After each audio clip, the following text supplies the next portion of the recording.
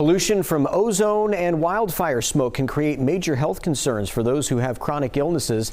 But now there's a new study that shows an increase in the number of days where these major pollutants are occurring together, and that could be concerning for all of us in the future. Here's KCRA 3 meteorologist Heather Waldman now with more on how climate change could be playing a role. Air pollution is a year-round concern in California. Burn ban days in the winter, issues with ozone in the summer, and of course, startlingly smoky air with wildfires.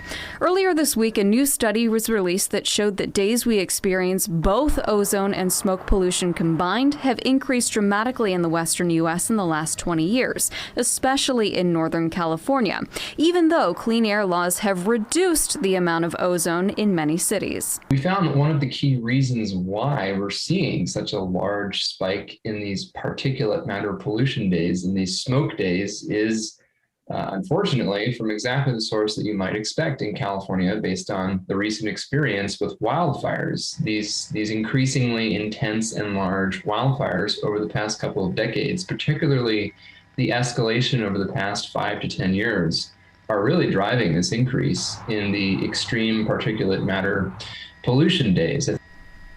And Swain also says that increase in intense wildfires is at least partly driven by climate change. Now, I want to be clear, that's not to say that a warming Earth is directly causing more fires, but a warmer climate is increasing the number of hot days we experience and how hot those hottest days can get.